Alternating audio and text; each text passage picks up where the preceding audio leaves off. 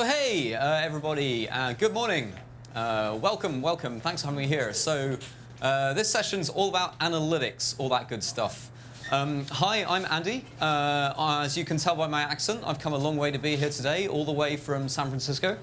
I'm a member of the distribution team here at 500 Startups, where I work with the portfolio, helping them, you folks, grow, get more customers.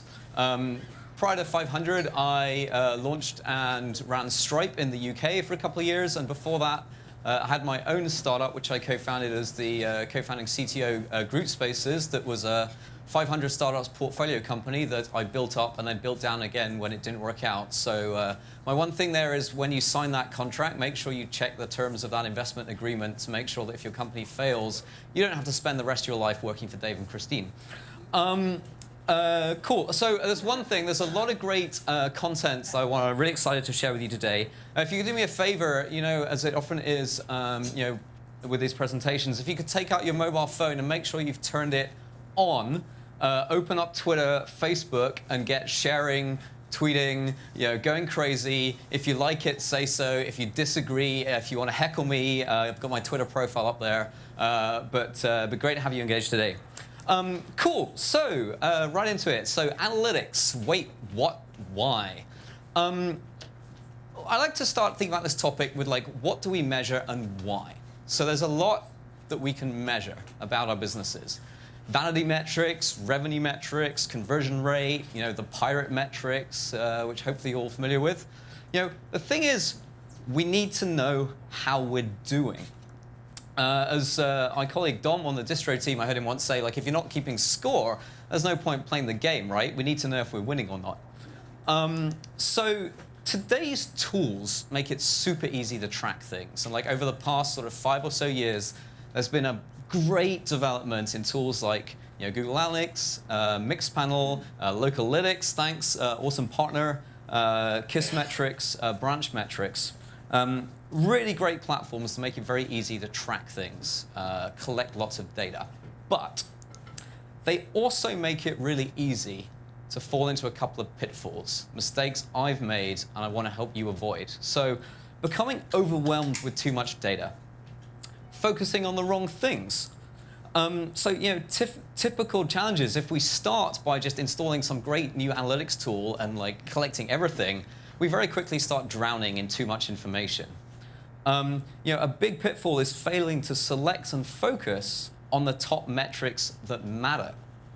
And then discovering we're not tracking the data that we need in order to later on answer key questions about our product or about our business, right? So how do we avoid falling into these pitfalls? I like to think about there's 3 things that we want to do with analytics. So the first one is to know overall with our business, how are we doing? Are we growing? Is the business healthy? Are our KPIs on the right track? So then related but very different is zooming in. So the results of our experiments that we're doing sort of week to week, we want to be able to measure those so that we can learn from what we're doing. The incremental things that we're doing, the changes, are they pushing us in the right direction? And then thirdly, there's this concept of what's happening right now. So real time, if you like. This I found very useful in the past in my own startup experience, being able to concentrate on whatever I've decided to do this week. Safe in the knowledge that if something great or terrible happens from left field, so long as I've got the right setup in place so that I can focus on it and so that I'll know when that happens. So for example, something great, maybe we're featured in a blog post that we didn't expect and get a huge influx of traffic.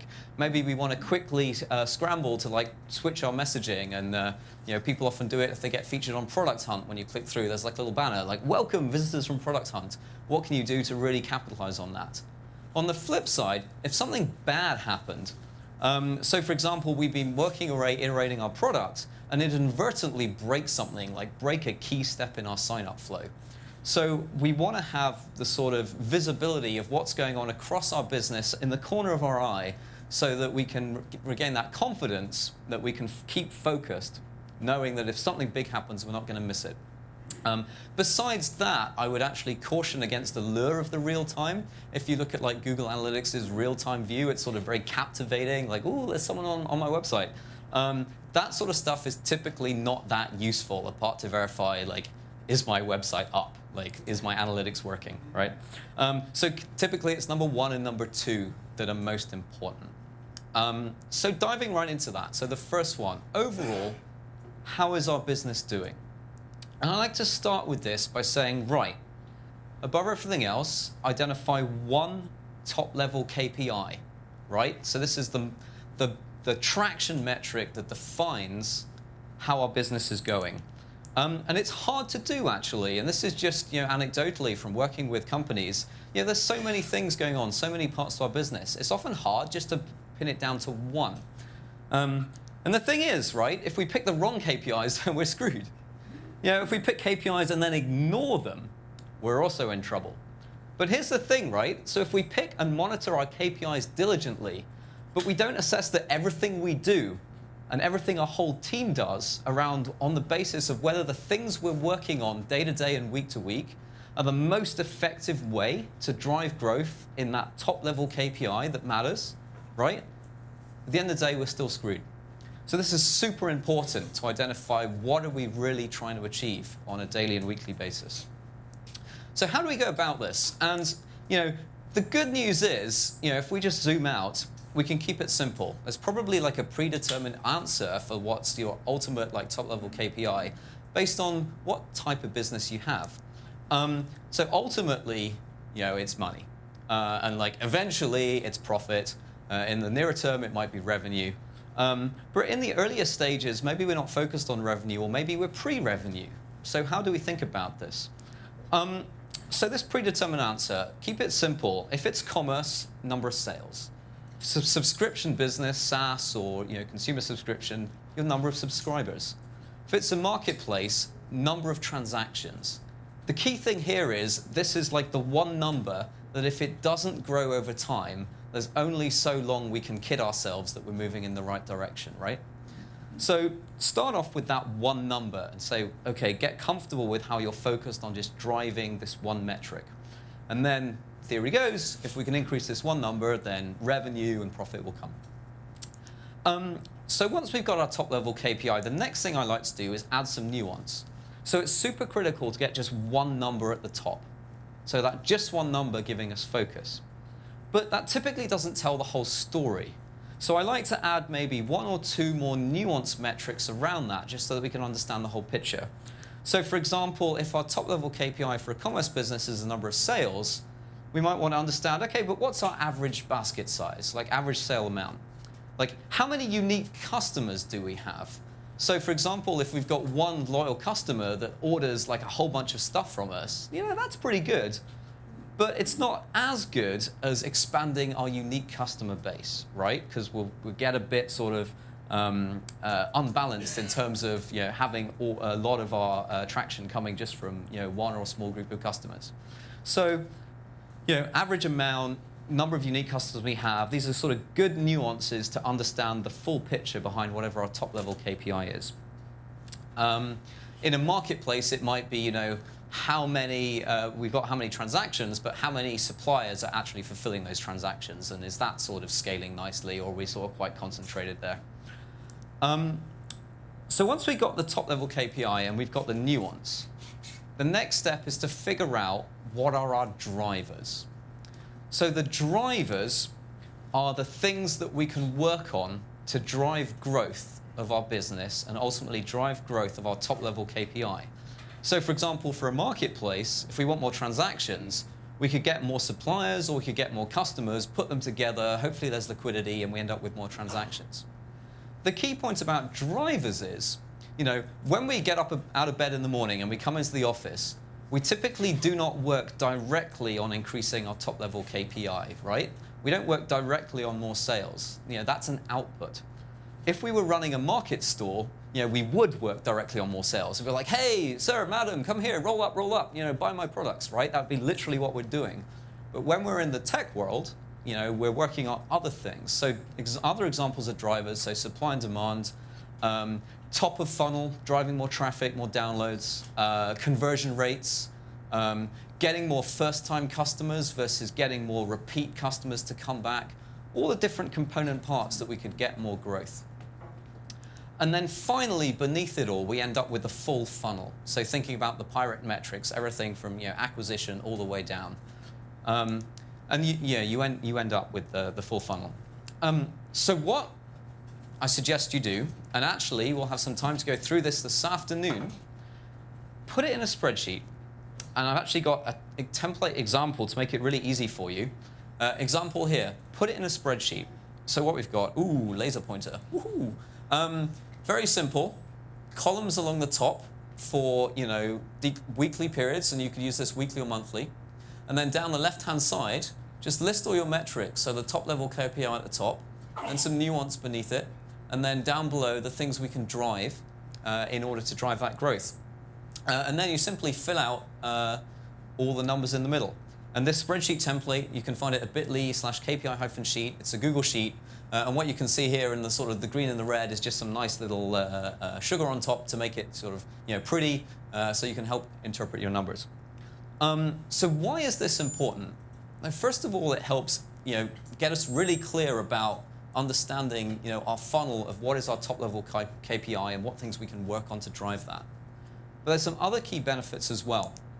So things you should do with this spreadsheet once you created it. Review it on a weekly basis, and share it with the whole team so that everyone in the team can understand what they're working on, whether it's product development, customer support, sales and marketing, how their particular tasks contribute all the way up to your top-line growth.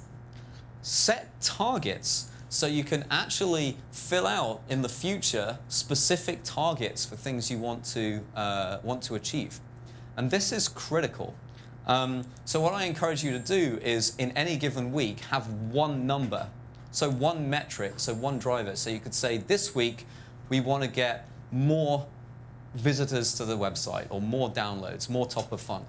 Or this week, we want our one target to be trying to increase our conversion rate at this step in the funnel. And by writing it down, setting a target, you can focus what everybody does, everyone does on the team around achieving that. And for every company I work with, they are every time most successful when they do this. One number, one row, this week, this next 2 weeks, we're gonna hit it. It's some kind of magic. And the other thing is, you can use this when you set the target to actually help you predict and prioritize what to work on. Because if you think, you can fill out the number. If here we got an example of some actual numbers, but if you go through and say, what would happen if I changed one of these numbers here? And you can actually say, how would it, what would the knock-on effects be working all the way up? So you can say I worked on this conversion rate, what would be the impact on my top-level KPI? How many more sales would I get? What if I increase traffic from this channel? What would be the impact? It would sort of filter through my funnel, and then how many sales would I get? And so you can use this to prioritize where you should spend your time to get the biggest impact. So it's invaluable. And as I said, we'll have some time this afternoon to actually work through and make a start about creating this for your own business. Great, and so the key thing, as I was saying, is then focus on the weekly, look at this weekly and focus on your week-on-week or month-on-month growth in your one metric that matters. So what is your one metric that matters? So if we think about, we've got our top-level KPI, which is our ultimately our business traction, sales, transactions, subscribers. The one metric that matters is the metric that you choose to focus on. So that's the metric that you've decided will have the biggest impact in your growth. By focusing on that and setting a target, this is really painful. I don't know if anyone's got some volumes, just tick it down a little bit. So there's a really useful blog post that's linked from the slides that will be shared with from the folks who wrote the Lean Analytics book that's incredibly detailed about how to choose your one metric that matters. So I won't go through it in detail here. But the key point is figure out what's the most important metric for you, set a target, and then focus in on that. Great. Any questions so far? Cool. No, moving on. So other key metrics to think about besides the growth of your business. CAC, LTV churn. Hey.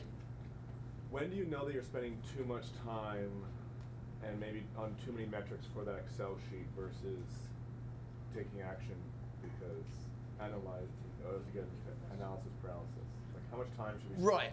when do you get analysis paralysis? When are you spending too much time looking at the numbers versus actually actioning stuff? Great point. Thank you for asking. So what I encourage people to do is in that sheet, fit it all on one screen. You should have like 15 key metrics once you've broken down the top level and then your drivers. It's quite simple. It's like top of funnel, conversion rates, different sources. So it shouldn't be a big overhead, right? The key thing and why we tackle this in the first week is give you the framework so that you can be up and running. The important point is, back to my introduction, it's like we need to understand how we're doing. Because if we don't understand how we're doing and we're executing, we could be executing in any direction. And that's typically actually, God, I've screwed this up with my startups. Just like the tendency is, we've got so many great ideas, we push in all directions at once. So we don't want to overanalyze. We just want to get those 15, 20 metrics so that we can pick one. And it's actually more important to pick one than it is to pick the perfect one, I'd suggest. So by picking one, we're going to maximize the impact we have on it, and that's probably going to help. Whereas in my own personal experience back at Group Spaces, the tendency is, it's like in any given week, you can work on like 6 different things at once. And you end up spreading yourself so thinly that you only have so much effort, time and resources. You end up pushing in all directions, so only getting a fraction of the distance. And because you're spread so thin, you're actually being very wasteful. What I'm covering here today is stuff that we should maybe spend a couple of days on up front, get the basics and get it so that on a weekly basis you can just spend 20 minutes per week reviewing the numbers, and that 20 minutes is incredibly well spent to ensure you're on the right path.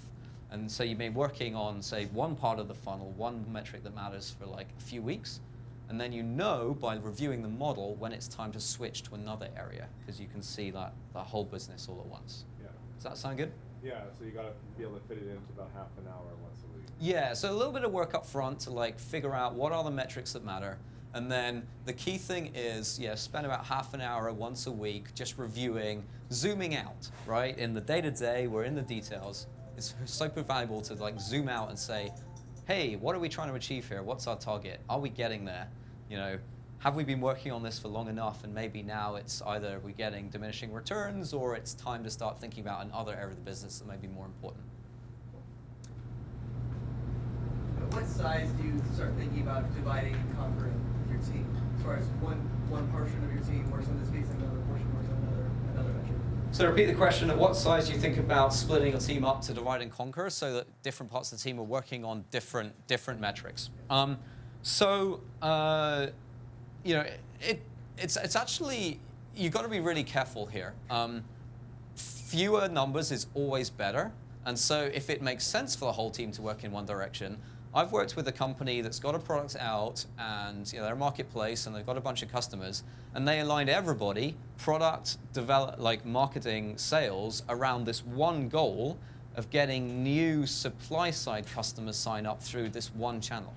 And so the product people were working on making sure the flow was working. The marketing people were working on driving leads, and the sales people were working on converting them. They were kind of flat for about 5 weeks. They spent 1 week all working together, and they doubled their number, right? So it really works. As you scale, you will be dividing up into multiple teams. That's a call you got to make, and then you got to make sure that each team has one metric.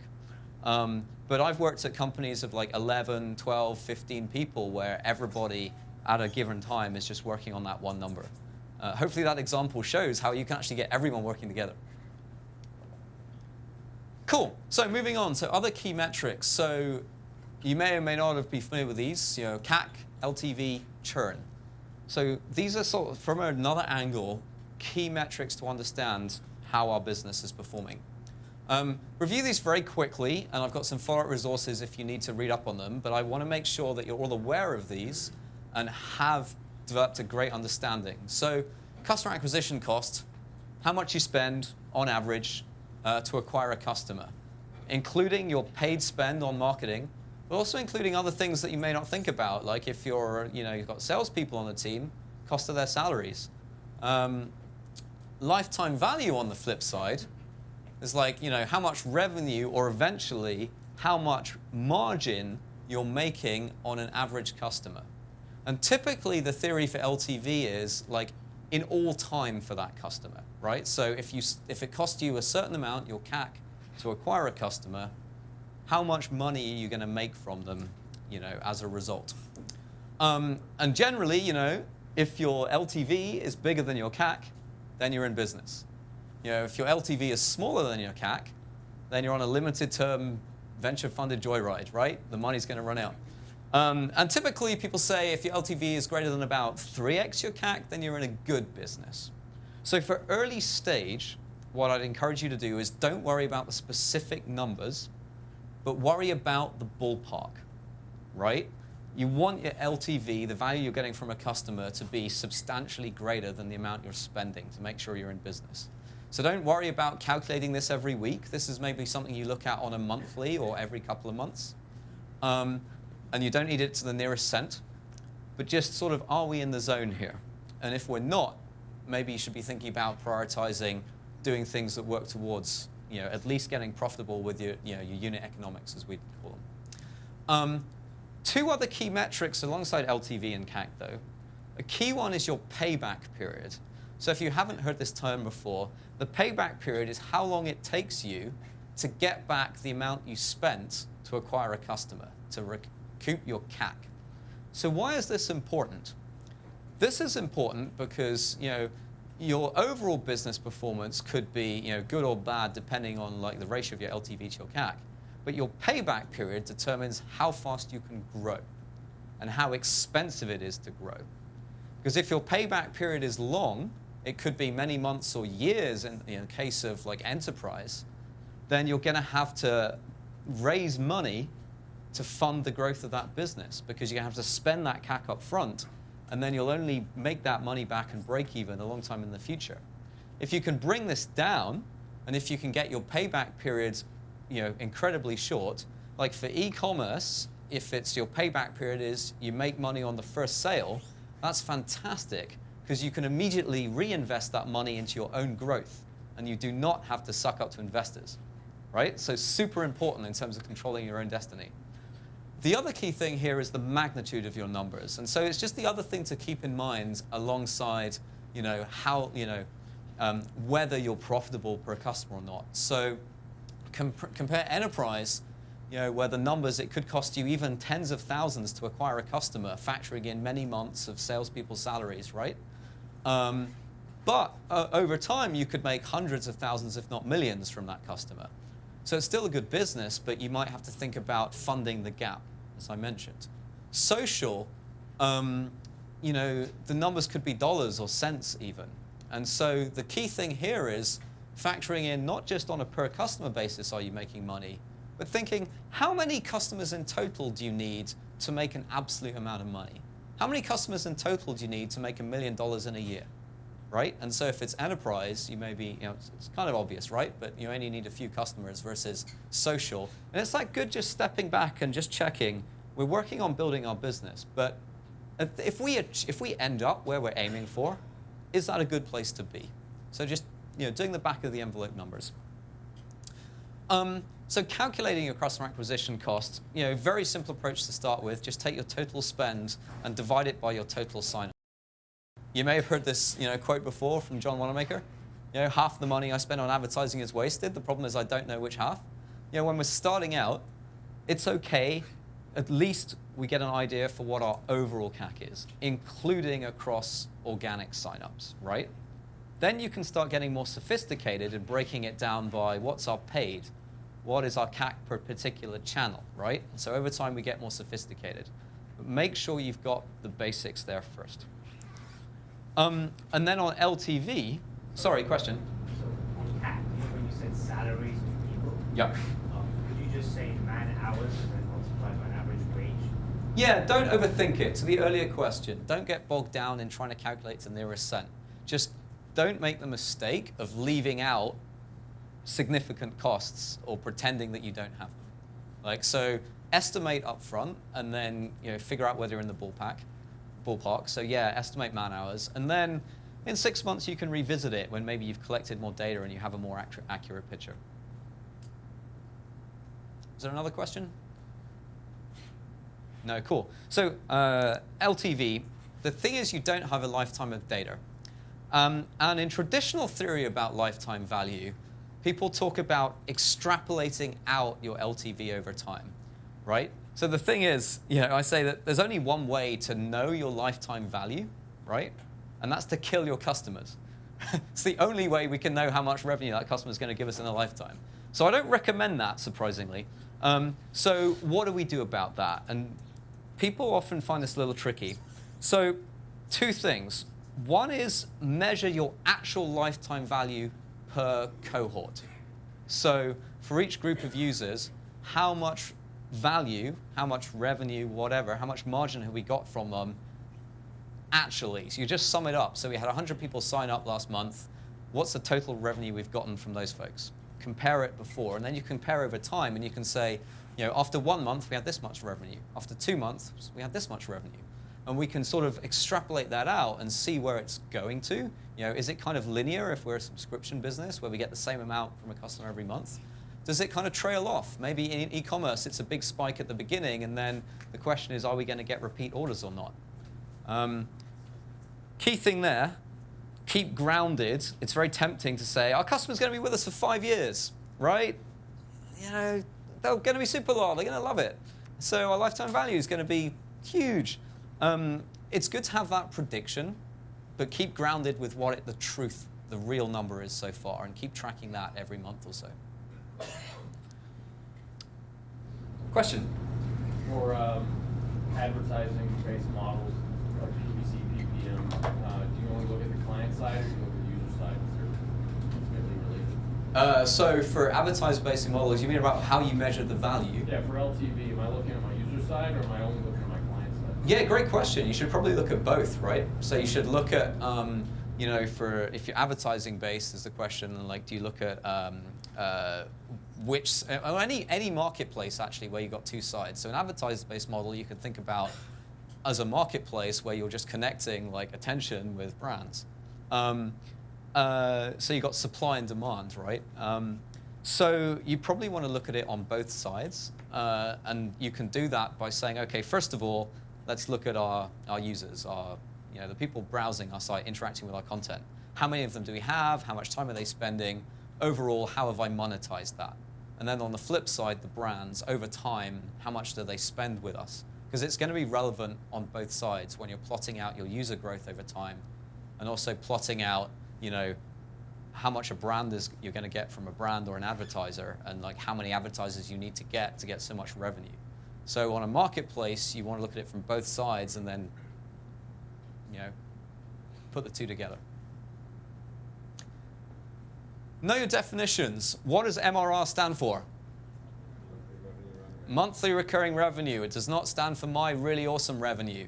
If you have revenue that is not default retained, if you do not have someone with their credit card on file that is going to be billed again next month unless they cancel, it is not recurring.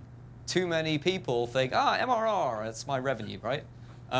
Get it right. Otherwise, you'll make a fool of yourself in front of your distro points of contact and investors.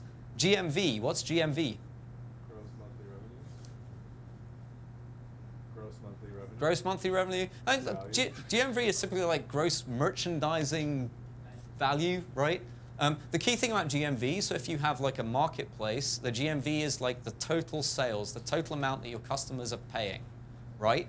Very different to your revenue. So if you take a 30% commission, your revenue is 30% of GMV. 2 examples. The key thing here is, don't be dumb. Just swat up. There's some 2 great posts here from Andreessen Horowitz. 16 startup metrics and 16 more startup metrics. That may not necessarily have been how they wrote the title, but I 500 branded it. Super great. Just make sure that you understand these. 101 stuff. Cool. Right. Any more questions so far? I'm going to go on to talk a little bit about analyzing our data. Cool. All right. This is where it gets fun. So I want your thoughts here. I want your feedback. Here is a chart for an example business, right? Here is an example business's monthly sales. And if you're anything like me, I have in the past walked into my monthly board meeting with a chart that looks something like this. What can you tell me about this chart? Is this business doing well? What do you see? Revenue's growing over time. Revenue's growing over time? Shout out. Can't say if the revenue is growing, but the number of sales is growing. If you don't know the price, you don't know if the revenue is growing. Right, so we don't know actually whether this is number of units or like, revenue, but something's growing. I actually don't know if the revenue is growing because it could be the monthly sales going up, but since the average cost of each item is might be going down. Yeah, so if this is unit items, right, then we don't have the full picture here, basically, right? So if this is number of items, but our average basket size is going down, yep. What did it say? What else? December is a bad month. December's a bad month. Okay, why is it a bad month? Went lower. It went lower. Is it a bad month? It could be seasonal. I guess the question is, what did we expect? At the back. It's not showing a churn or number of orders, so we don't know if it's just like one order that was really big and everything else was just flat. Right, so we don't know if there's one order that was really big and everything was flat. It's not showing churn. It's not showing number of orders. It's an incomplete picture, right? So one key point I want you to take away is, just like one metric isn't the full picture on what's going on. Just in general, though, if you were walking into your board meeting at the end of March and this was your chart, would you be feeling happy? Yes. Yes? Yes? Hands up for yes. Hands up for no. Hands up for I'm still awake. Hands up for yes. I'm going to keep going round. Hands up for no. Someone said, hands up if you're not going to raise your hand. Okay, cool. So I mean, like overall, it's growing, right? So, okay. So here's a second case study. So this business has gone about things in a different way. So they've charted their sales as a daily number instead of that monthly bar chart. So for this business, what do we see here? And what's interesting about this chart?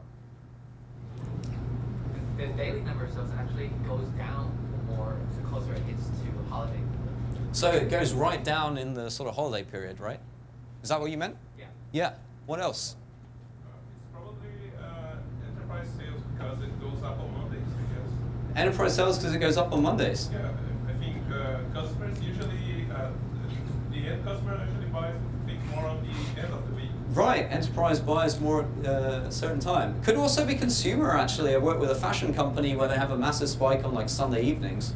And another, so for fashion e-commerce, so there's a really big fashion e-commerce business in London. When do you think their peak time for purchases is in the week?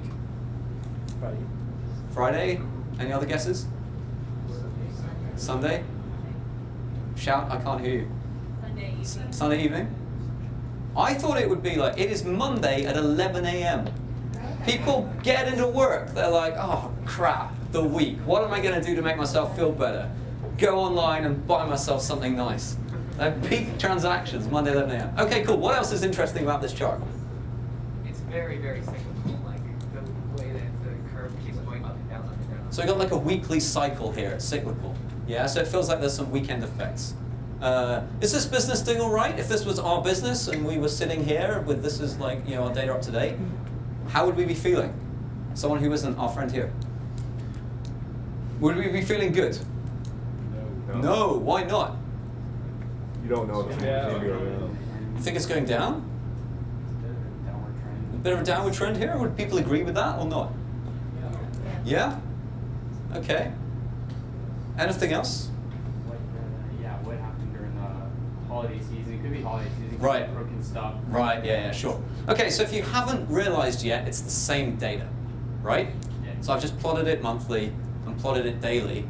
I want to show you a third chart where I've plotted the 28-day rolling total of the same data.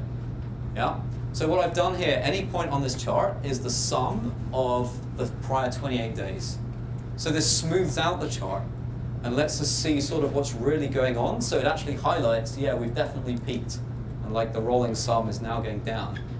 Compare back to the monthly chart where I've been in a situation where you walk into your board meeting, right, thinking, oh, it's great, I'm growing.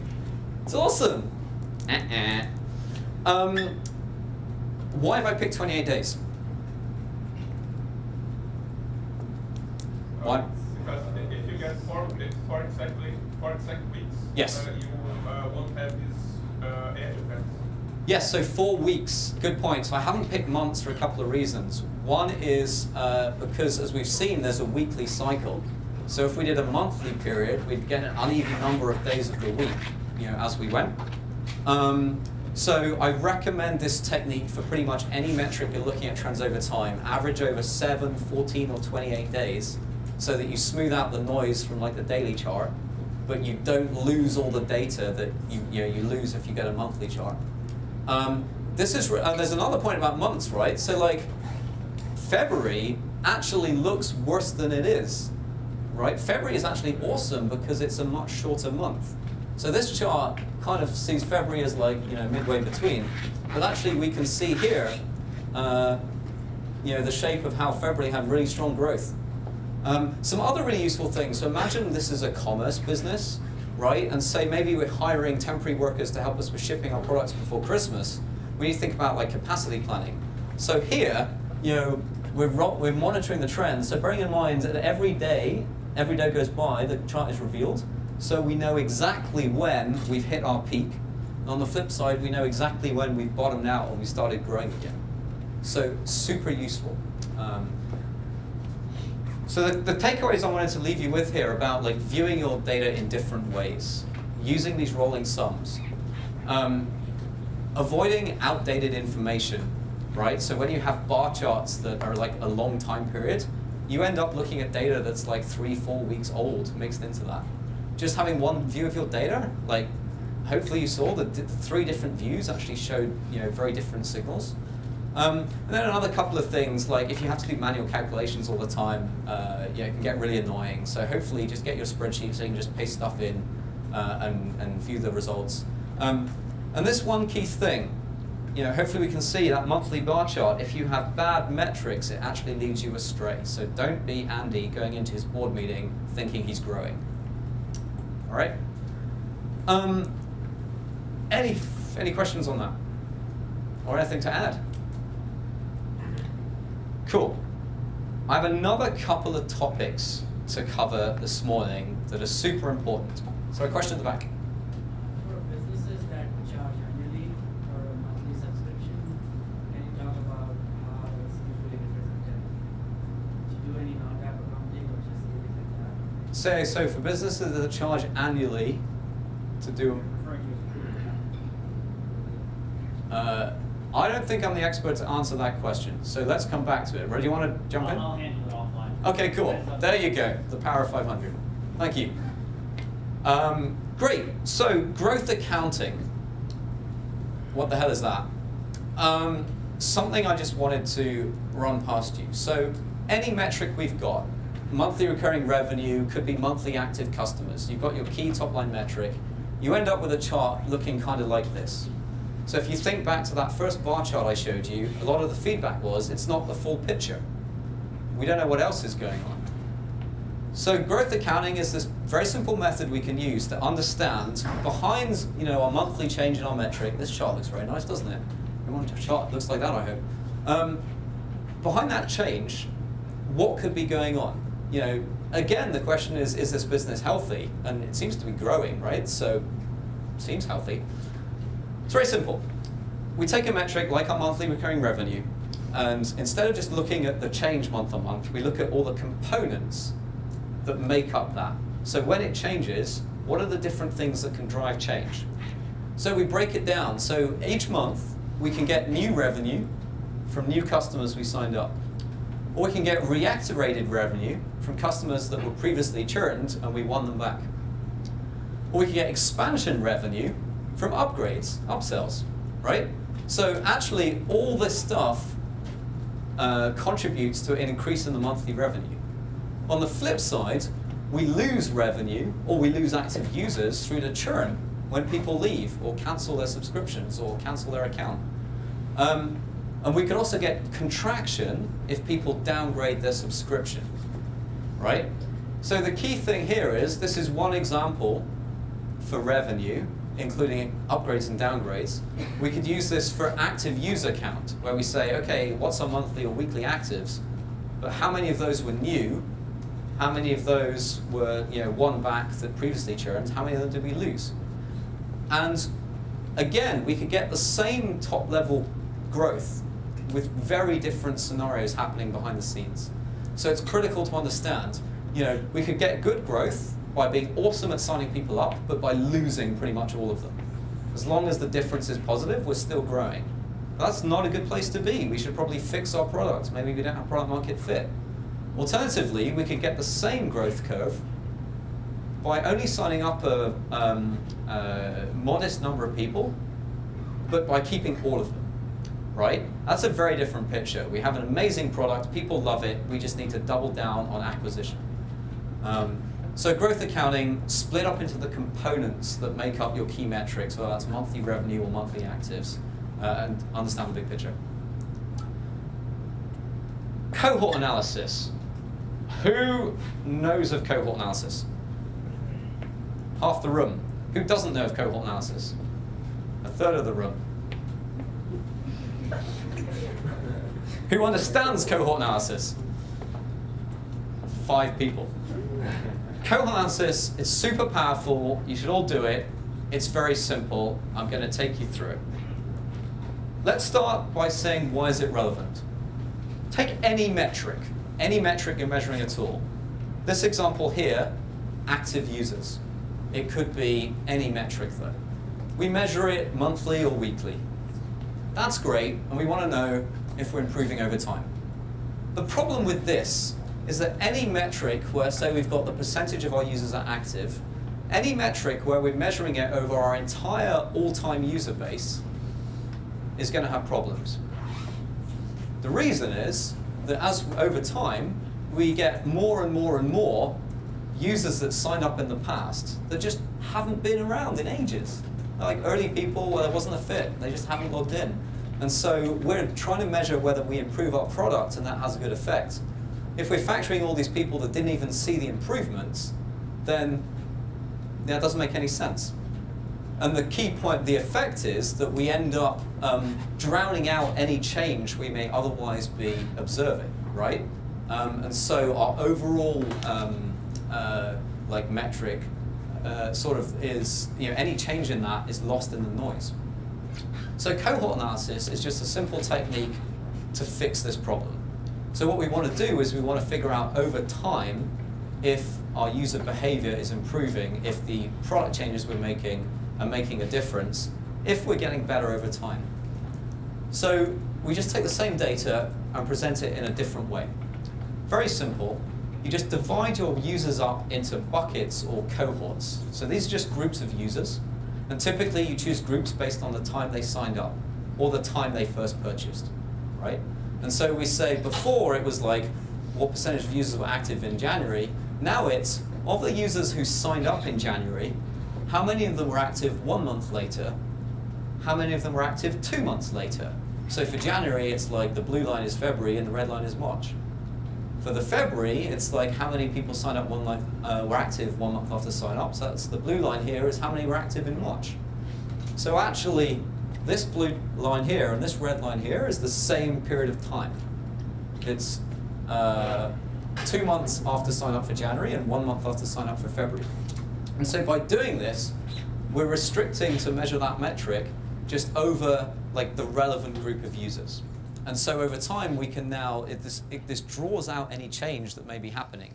So say we're improving our product and we're trying to figure out whether we get an improvement in activity, and we can see, okay, maybe we didn't make much improvement here. Maybe for March, the March cohort, we made some great improvements that made people stick around for a month. But there was actually no effect in them sticking around in the second month. So it was sort of like initial interest got better, and then it dropped off over time. And then here we can say, oh, but actually the product improvements we made by April and May were actually driving longer-term retention of active users. Super key concept, basic approach, group our users per time. Does anyone have any questions on this?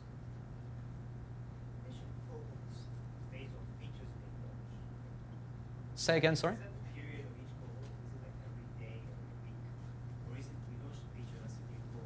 So typically, a good place to start is weekly cohorts or fortnightly or monthly cohorts, right? So you just regularly in the habit of looking at over time, are our users, improving in their behavior? Is our conversion rate going up? Are our metrics getting better?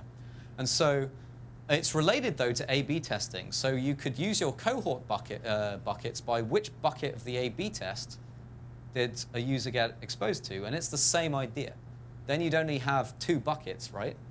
And it's the same idea, like which bucket performed better over time. But if you use like weekly or monthly cohorts, typically the people in that cohort may have been exposed to like different product changes. What you're really measuring is the output of all the things we're doing. Are we moving in the right direction? Does that make sense? Cool. At the back.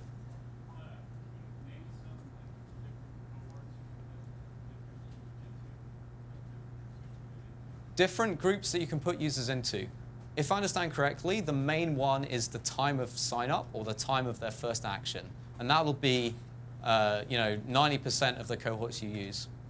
Another example is the different buckets of the A/B test. People typically don't think about that under the title cohort analysis, but it's exactly the same thing.